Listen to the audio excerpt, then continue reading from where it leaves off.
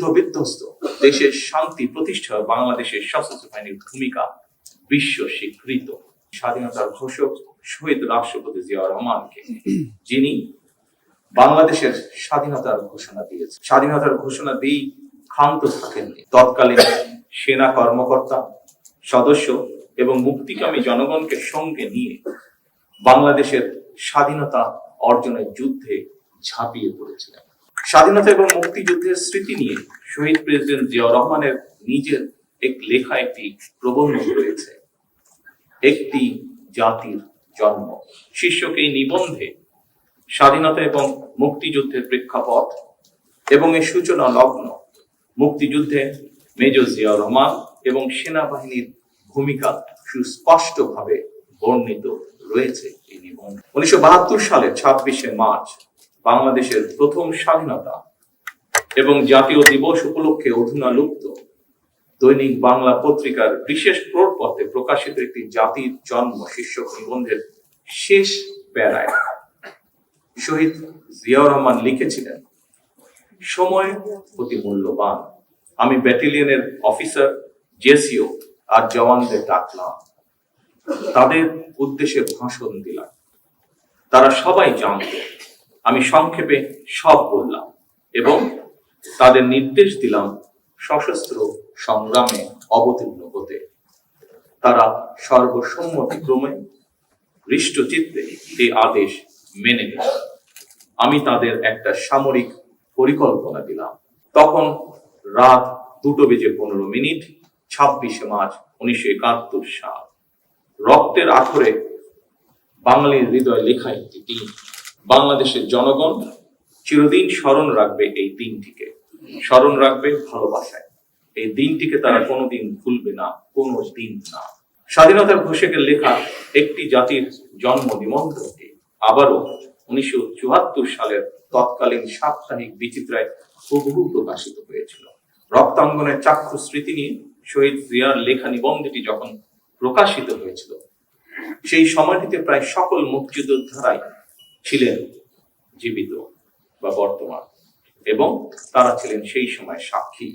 আমি মনে করি স্বাধীনতার ঘোষকের লেখা একটি জাতির জন্ম আমাদের স্বাধীনতা এবং মুক্তিযুদ্ধের ইতিহাসে এক অনন্য দলিল।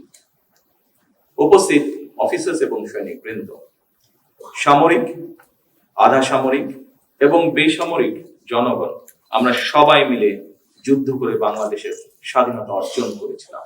আমি এই অনুষ্ঠানে আমাদের মহান মুক্তিযুদ্ধের বীর শহীদদের স্মরণ করছি, যাদের অসীম আত্মত্যাগে আমাদের স্বাধীন এবং সার্বভৌম আজকের এই বাংলাদেশ। 200-র বেশি সার্ভিস ও ফিচারে লেনদেনের সব বিকাশ অ্যাপে সম্ভব।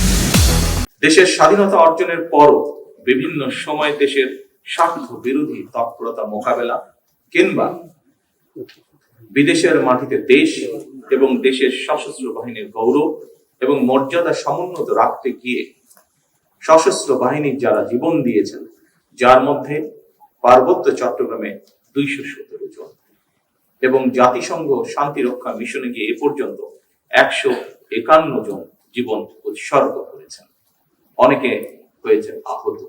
আমি তাদের আত্মদানকে কৃতজ্ঞতার সঙ্গে শ্রদ্ধা করে স্মরণ করছি।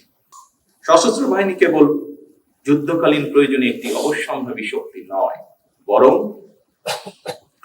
দেশের স্বাধীনতা সার্বভৌমত্ব রক্ষার অতন্দ্র প্রহরী হিসাবে ভূমিকা রাখার পাশাপাশি যে কোনো প্রাকৃতিক দুর্যোগ মোকাবেলা এবং রাষ্ট্রীয় সীমানার বাইরে জাতিসংঘ শান্তিরক্ষা মিশনের সদস্য হয়ে মুক্তিযুদ্ধ বিধ্বস্ত দেশের শান্তি প্রতিষ্ঠায় বাংলাদেশের সশস্ত্র বাহিনীর ভূমিকা বিশ্ব স্বীকৃত। 1971 সালে দেশের স্বাধীনতা অর্জনের যুদ্ধ, 1975 সালে 7ই নভেম্বরের সিপাহী জনতার ঐতিহাসিক বিপ্লব কিংবা 90-এর স্বৈরাচার বিরোধী আন্দোলনে সশস্ত্র বাহিনীর ভূমিকা দেশের স্বাধীনতা প্রিয় জনগণের কাছে ছিল অনুপ্রেরণার উৎস। 2009 সালে বিডিআর পিলখানায় পরিকল্পিত সেনা হত্যাযজ্ঞ চালিয়ে সেনাবাহিনীকে দুর্বল করে দেওয়া হয়েছিল। এরপর দীর্ঘ 1.5 দশকের শাসন শোষণের সময় দেশের সশস্ত্র বাহিনীকে বিতর্কিত করার অপচেষ্টাও চালানো হয়। 2024 সালে দেশ এবং জনগণের স্বাধীনতা রক্ষার যুদ্ধে সশস্ত্র বাহিনীর ভূমিকা দেশের স্বাধীনতা প্রিয় জনগণকে আশান্বিত করেছে। 2024 সালের 5ই আগস্ট পরবর্তী অস্থির সময় এবং দৃশ্যমান প্রশাসনিক অচলাবস্থাতেও সশস্ত্র বাহিনী অসাধারণ ভূমিকা পালন করেছে। এমনকি অন্তর্বর্তীকালীন সরকারের পুরো সময়টিতে আইন শৃঙ্খলা রক্ষা থেকে শুরু করে দেশের শিল্প অঞ্চল, নগর বন্দর এবং স্থবির হয়ে পড়া অর্থনীতির চাকা সচল রাখার ক্ষেত্রেও সশস্ত্র বাহিনীর ভূমিকা ছিল ইতিবাচক। গত 12ই ফেব্রুয়ারি মাসে অনুষ্ঠিত অবাধ, নিরপেক্ষ এবং গ্রহণযোগ্য নির্বাচন সম্পন্ন করার ক্ষেত্রে অন্তর্বর্তীকালীন সরকারের প্রতি সশস্ত্র বাহিনীর সহায়তা ছিল দেশ ও জনগণ এবং গণতান্ত্রিক বিধিবিধানের প্রতি সশস্ত্র বাহিনীর আস্থা ও বিশ্বাসেরই প্রতিফলন। উপস্থিত অফিসার্স এবং সৈনিকবৃন্দ, দীর্ঘ 18 বছর পর গত 26শে মার্চ নির্বাচন পরবর্তী গণতান্ত্রিক বাংলাদেশের 55তম স্বাধীনতা এবং জাতীয় দিবসে সাড়ম্বরে অনুষ্ঠিত হলো রাষ্ট্রীয় কুচকাওয়াজ। অত্যন্ত সুশৃঙ্খল, পরিপাটি ও নজর কাড়া প্যারেড এবং প্রদর্শনীর জন্য আমি আপনাদেরকে বিশেষভাবে ধন্যবাদ জানাতে চাই।